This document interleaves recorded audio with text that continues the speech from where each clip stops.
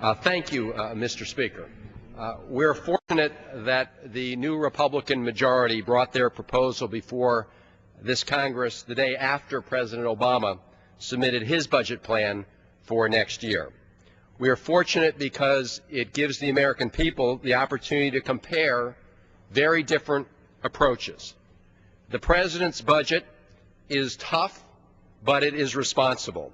It's tough because it cuts non-security discretionary spending by $400 billion over the next decade to the lowest share of the economy since the Eisenhower administration.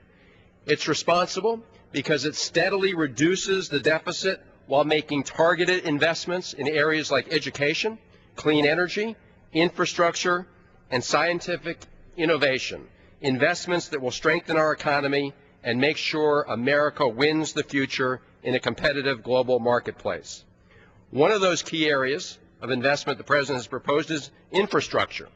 Now, the American Society of Civil Engineers, hardly a left-wing group, issued a report card on the state of America's deteriorating infrastructure.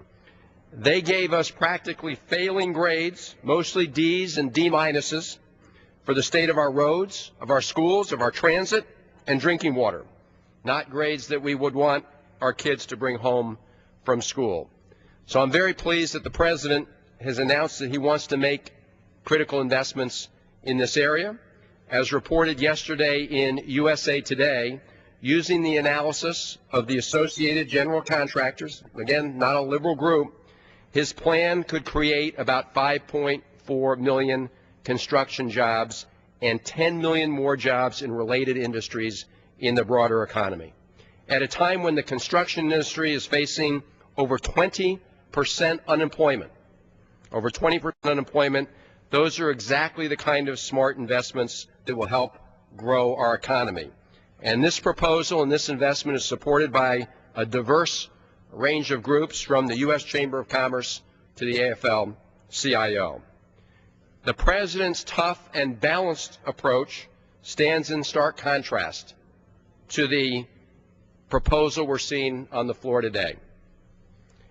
The proposal that we're talking about today, with very immediate and deep cuts, is a reckless approach when too many families are struggling to make ends meet, and it will do virtually nothing to address our long-term structural deficit. The Economic Policy Institute found that the proposal before this House today would likely put 800,000 Americans out of work. Indeed, that's why the bipartisan commission charged with reducing our deficits and debt, along with the bipartisan Domenici-Rivlin Commission, recommended against taking deep, immediate cuts. Yes, to coming together now to put together a plan to reduce the deficit in a stable way. No to immediate, deep cuts that could hurt a very fragile economy. And let me read you exactly what the Bipartisan Commission on Deficit and Debt Reduction said. They said, quote, "In order to avoid shocking the fragile economy, the Commission recommends waiting until 2012 to begin enacting programmatic spending cuts." In other words, below the CR level. And that's exactly what the President's budget does. Why should we cut essential investments in Head Start and education rather than eliminate huge taxpayer subsidies to the oil industry? In fact, just today, the GAO came out with a report talking about the huge bonanza oil companies are getting for lack of royalty payments on many of their lands. Now, just yesterday, in the Budget Committee, we had the OMB Director, Jack Lew, testified. Mr. Lew reminded us that the last time he had testified before the Budget Committee was when he had served as the OMB Director for President Clinton.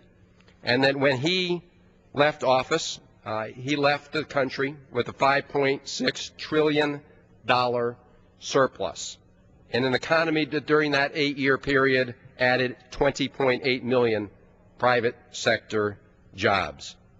Unfortunately, we know the end of the movie. Those huge surpluses were squandered. The previous administration to this one, the Bush administration, cut taxes for the very wealthy, and through a number of other policy actions turned a $5.6 trillion surplus into a sea of deficits. And by the end of that 8-year period, 653,000 private sector jobs were eliminated. So, Mr. Speaker, I just say to my colleagues, I hope we will oppose this approach and accept the approach the President has. Gentleman's time Thank you, expired. Mr. Speaker.